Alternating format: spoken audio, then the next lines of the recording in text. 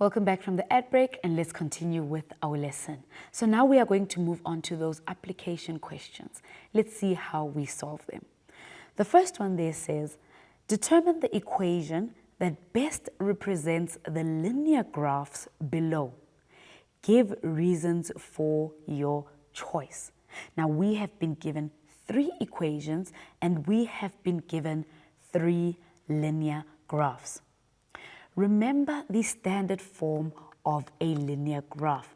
We have y is equals to mx plus c, where the m is going to tell us what the gradient is. And remember what the gradient tells us. It tells us whether a line is steep or gentle.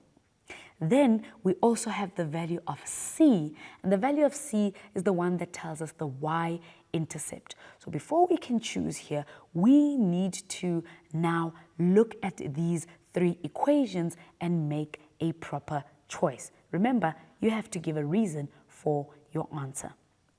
Let's first look at the gradients. We have a gradient of 5. We have a gradient of 1 because we know that the coefficient of that x is 1. And then we also have a gradient of 1/3. Now, which one is the lowest gradient between 5, 1, and 1/3? Now, if you are thinking of 1/3, then you are absolutely correct. So, because the gradient is low, this means that we are going to be looking for a line that has a gentle gradient, or a line that is gentle, meaning that is less steep.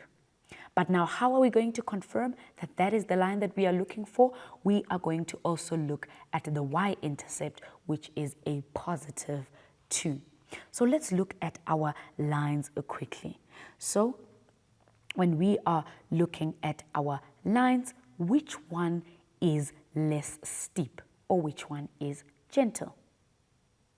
Yes, the green one is less gentle, as we can see there. But now, is the y-intercept a positive 2? Let's quickly look at where the green linear graph is passing our y-axis. Yes, indeed, it is passing our y-axis at a positive 2. So that means that that is indeed our equation for the green line. So we can write there that green to represent that that is our green linear graph. Now we have 2 linear graphs left and we have 2 equations left. Now, perhaps let's find one that has a y-intercept at a positive 4. So let's look at the one that would have a y-intercept at a positive 4. So when we are looking at the y-intercept, which one here crosses the y-intercept as a positive 4? It seems to be that pink linear graph that passes at a positive 4. But how can we confirm whether it really is the gradient? Look at the equation that is left. It has a gradient of 5. And the one that we are looking at now has a gradient of 1. So between a gradient of 1 and a gradient of 5, which one is more steep? Yes, it would be the one with the gradient of 5. So that means that the one that we are looking at now is not supposed to be the steepest of these lines. And when we are looking at the pink line, yes, there is another line that is more steep than the pink line. So that means that this pink line has a formula of y is equals to x plus 4. So the pink linear graph, that would be the one that belongs to the formula in orange there. And then there is one formula left and one graph left. But before we can confirm whether it is the one, we can't just say obviously because one is left and that is the one. No, we need to check our facts. Firstly, a gradient of 5, we did say it means a very steep line. And as we can see, the blue line that is left is very steep. But how do we confirm if it's the formula for this line? we can look at the y-intercept. The y-intercept is at a -1. And as we are looking at our blue line there, it is passing our y-axis at a -1. So indeed, we can say that that blue linear has a formula of y is equals to 5x minus 1. And those are the equations that best represent the linear lines that are there. And how did we find them? We found them using our gradient and the knowledge that we have of gradient, as well as the y-intercept.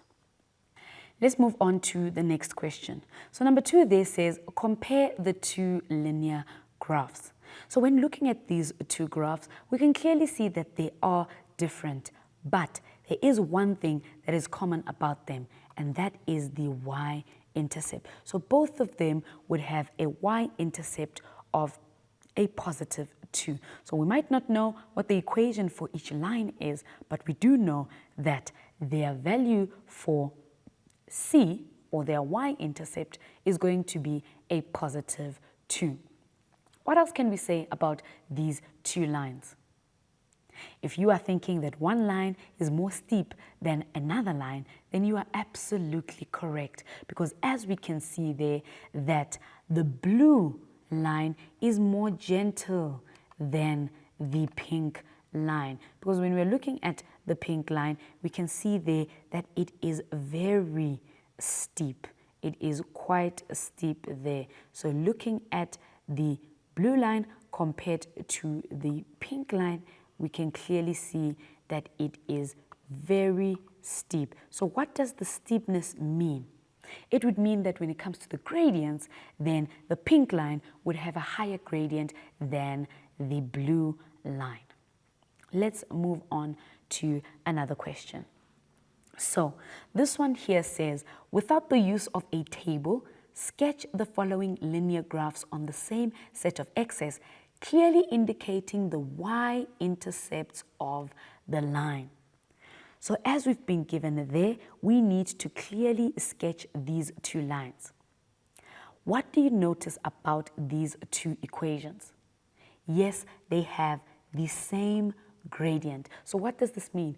This means that the steepness of these two equations, or these two linear graphs, is going to be exactly the same. But what is going to be different about them? It is going to be the y-intercepts. So let's start with this first graph here.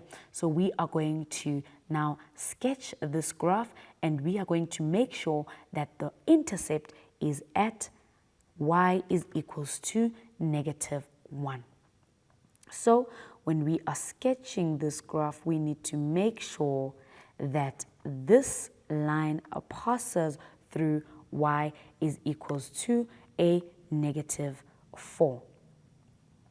So what about the other line? So the other line is at y is equals to a 3x plus 2, which means that the y-intercept is a positive 2. So we need to make sure that the y-intercept is passing at a 2. But remember, the steepness of these two linear graphs is supposed to be exactly the same. Why? Because the gradients are of the same value. So I'm going to sketch that line in green.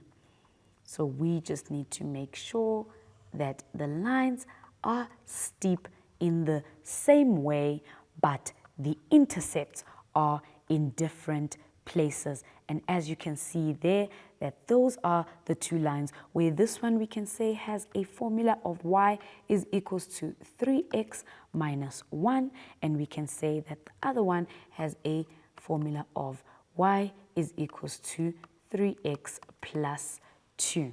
Lines with the same gradient, but a different y-intercept. Let's move on to the next question. The next question still is asking us to, without the use of a table, sketch the following linear graphs. And again, we need to indicate those y-intercepts. So when we are looking at these two formulas, we have y is equals to 1x plus 3 and y is equals to 6x plus 3. What do you see about the y-intercepts? It is exactly the same value. So we know that these y-intercepts are going to pass where where y is equals to a positive 3. But what do you see about the gradients? One gradient is higher than the other gradient, which means one line is going to be more steep than another line. Let's start with 1x plus 3. So when we are sketching that line over there, that is going to be our 1x is equals to, y is equals to 1x plus 3. And that will be a nice and gentle steep there. We can see that it is not very steep. But when we compare it to the one that has 6 as a gradient, we know that that is going to be more steep. So that line is going to look something like that. And this would be the formula y is equals to 6x plus 3, and the other one would have a formula of y is equals to 1x plus 3. Looking at the gradients, we can clearly see which line is more steep than the other line.